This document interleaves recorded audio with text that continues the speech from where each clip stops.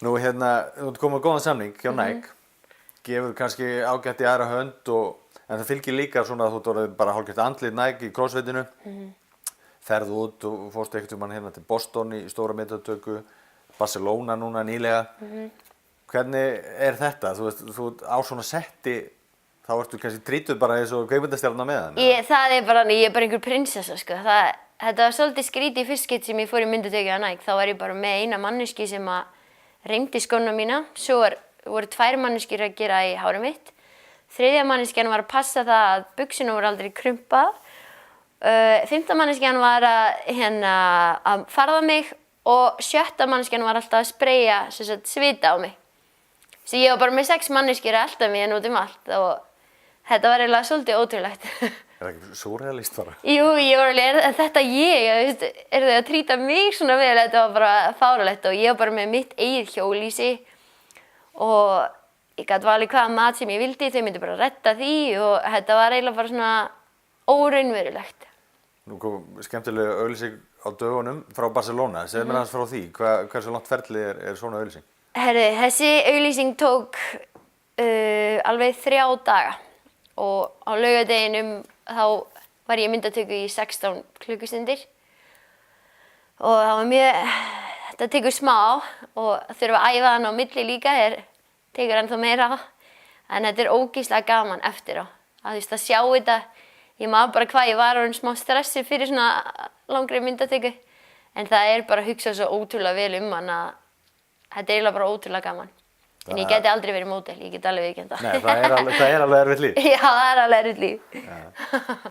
En nú ertu á okkur öðrum samningum annað líka, ertu að fá mikið af tilboðum?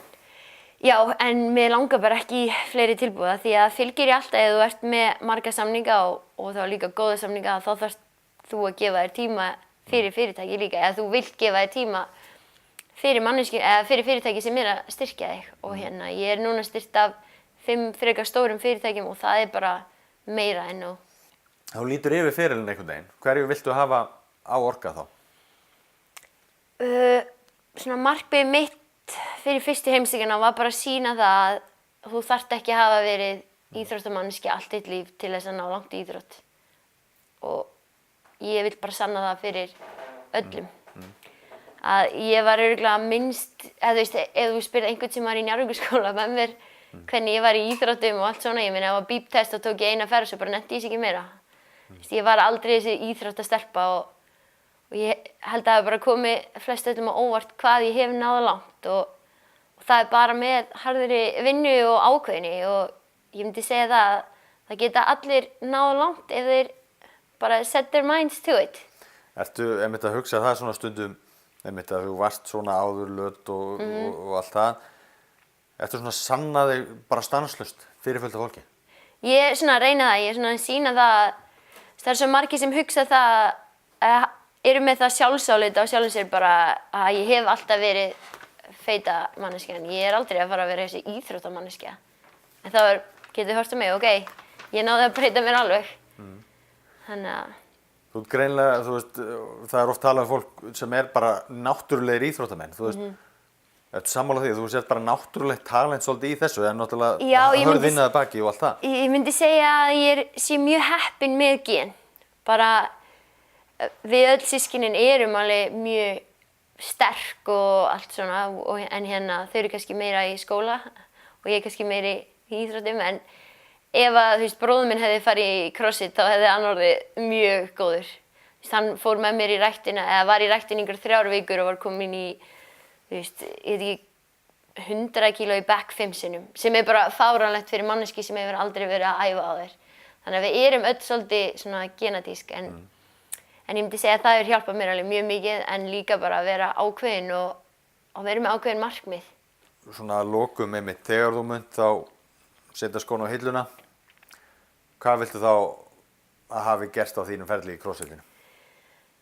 Ég væri alveg til í að hafa náð fyrsta sæti einhvern tímann í crossfit, hafa unnið heimsleikana, en ég myndi segja að það væri frekar draum og markmið heldur en raunsætt markmið af því að það eru allar ótrúlega góðar, það eru allar sigurvísar sem komast á heimsleikana, það fer eiginlega bara eftir í hvaða æfingar koma. ég myndi segja ég væri bara til að hafa komist á Games og verið í topp 5 alltaf. Og er ég mjög ánægð með fyrirliðin, mjög ánægð. Þú ert komin vel á veg með Ég er þetta alltaf búin að markmið. tvisvar í 3. þannig að Já, vonandi verður það öðru sín hún í ár. já, það eru 2 sæti hann önnur sem að, Sem að ég væri alveg til í að lenda í einhvern tímann. En maður veit aldrei, en það er líka bara að njóta þess og eftir þessi 5 ár vill ég geta hugsað bara, ok, ég gerði allt sem, ég tók við öllum tækifærum sem að ég fekk. Ég prófaði þetta. Eins og að fara að taka Open með fyrrverandi heimsmeistara sem að rústaði heimsleikunum 4 ár í röð.